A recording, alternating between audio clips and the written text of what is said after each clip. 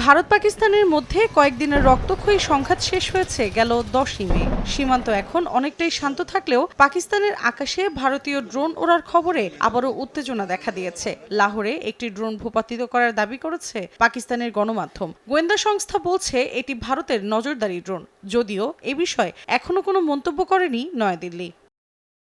এদিকে অপারেশন সিঁদুর পরিচালনার সময় পাকিস্তানের কয়েকটি যুদ্ধবিমান ও একটি বড় সামরিক আকাশযান ভূপাতিত করার দাবি করেছে ভারত। স্থানীয় সময় শনিবার বেঙ্গালুরুতে এ দাবি করেন ভারতের air chief marshal A P Singh. তিনি আরও দাবি করেন ভূপাতিত বড় আকাশযানটি সম্ভবত AWACS বা ইলেকট্রনিক গোয়েন্দা বিমান, যার ক্ষতি পাকিস্তানের আকাশ শক্তিতে বড় ধাক্কা দিয়েছে। বিমান ভূপাতিত করার পাশাপাশি পাকিস্তানের বিমান ঘাঁটিতে আরও দুটি বিমান ধ্বংসের দাবি করেন ভারতের এয়ার চিফ মার্শাল।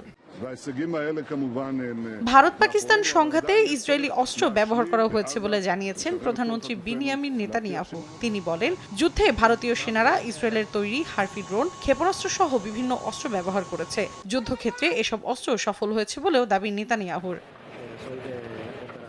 সংঘাত থেমে গেলেও দুই দেশের মধ্যে চলছে কথার লড়াই। ভারতের প্রধানমন্ত্রী নরেন্দ্র মোদী সন্ত্রাসবাদের বিরুদ্ধে লড়াইয়ের ঘোষণা দেওয়ার পর সতর্কবার্তা দিল পাকিস্তান। দেশটির আন্তঃবাহিনী জনসংযোগ বিভাগের প্রধান লেফটেন্যান্ট জেনারেল আহমেদ শরীফ চৌধুরী হুঁশিয়ারি উচ্চারণ করে বলেন, ভবিষ্যতে ভারত কোনো আগ্রাসন চালালে দেশটির বাণিজ্যিক অঞ্চলে পাল্টা হামলা চালানো হবে। মূলত কলকাতা, জামশেদপুর, রাঁচি সহ ভারতের অর্থনৈতিক প্রাণকেন্দ্রগুলোই টার্গেট করার বার্তা দিলেন তিনি। ভারত পাকিস্তানের সংঘাত বন্ধে আবারও নিজেদের সংশ্লিষ্টতার দাবি করেছে যুক্তরাষ্ট্র। স্থানীয় সময় বৃহস্পতিবার মার্কিন পররাষ্ট্রমন্ত্রী মার্কো রুবিও এমন মন্তব্য করেন। এ সময় ট্রাম্পকে প্রেসিডেন্ট অফ পিস বলেও প্রশংসা করেন তিনি। যদিও ভারত এখনও পাকিস্তানের সঙ্গে সংঘাত বন্ধে তৃতীয় পক্ষের মধ্যস্থতার বিষয়টি মানতে নারাজ। মৌসুমী সাথী, সময় সংবাদ।